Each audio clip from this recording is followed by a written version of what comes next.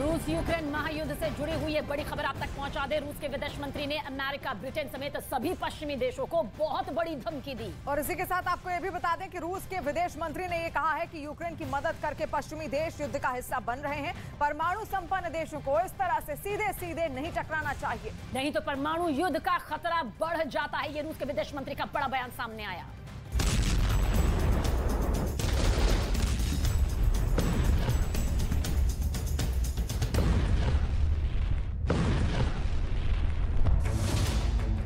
और विकराल होने वाला है रूस यूक्रेन युद्ध।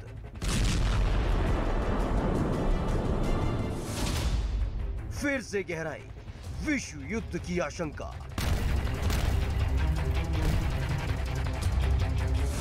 नेटो देशों को रूस की बड़ी चेतावनी।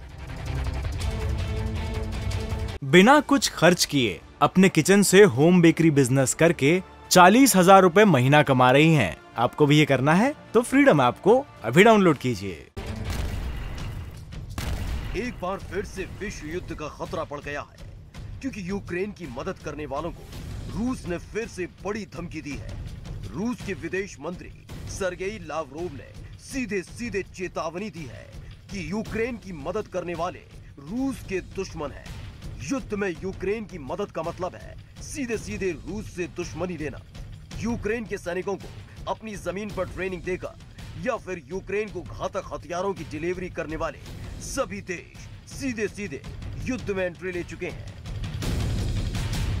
Из строя и энергетические объекты, от которых зависит функционирование вооруженных сил Украины и от которых зависит доставка огромного количества вооружений, которым Запад накачивает Украину, чтобы она убивала русских.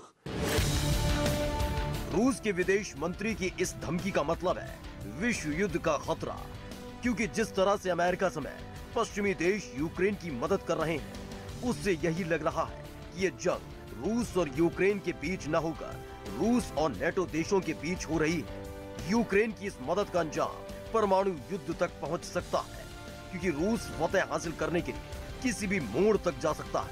कई बार पुतिन परमाणु युद्ध की धमकी भी दे चुके हैं।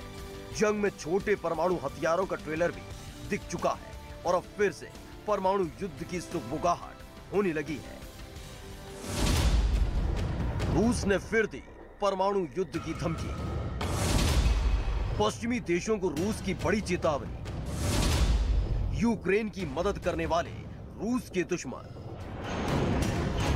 Не надо говорить, что США и НАТО не участвуют в этой войне. Вы напрямую участвуете, в том числе не только поставками оружия, но и подготовкой кадров. Вы готовите военных на своей территории или на территории Великобритании, Германии, Италии и других стран. रूस और यूक्रेन के बीच जंग के 9 महीने बीत चुके हैं। इस बीच रूस ने यूक्रेन पर विजय पाने के लिए कोई कोर कसर नहीं छोड़ी है। मिसाइलों की बौछार के साथ साथ परमाणु युद्ध की धमकी तक दी गई, लेकिन पश्चिमी देशों की मदद के बाद रूस यूक्रेन पर फतेह हासिल नहीं कर पाया और यही वजह है कि ये जंग 9 महीने तक खिंच गई है। हालात अब ऐसे बन चुके हैं कि नेटो का सदस्य नहीं होने के बावजूद यूक्रेन को अमेरिका समेत नेटो देशों से पूरी मदद मिली है और इसी मदद की वजह से रूस यूक्रेन पर जीत हासिल करने में नाकाम रहा। Нельзя развязывать ядерную войну, но недопустима и любая война между ядерными державами. Даже если ее кто-то задумает начать конвенциальными средствами, риск перерастания в ядерную будет огромным. रूस के विदेश मंत्री ने यह भी कहा कि यूक्रेन के पावर प्लांट पर हमला करने का मकसद था वहां की सैन्य क्षमता को कमजोर करना और विदेशी मदद को पटरी से उतारना, लेकिन इसके बावजूद पश्चिमी देशों से मदद मिलती रही है। अगर यूक्रेन को मदद ऐसे ही मिलती रही तो वो दिन दूर नहीं जब विश्व युद्ध शुरू हो जाएगा, क्योंकि पुतिन चुप नहीं बैठेंगे। वो अपने किसी भी दुश्मन को ऐसे ही नहीं छोड़ते।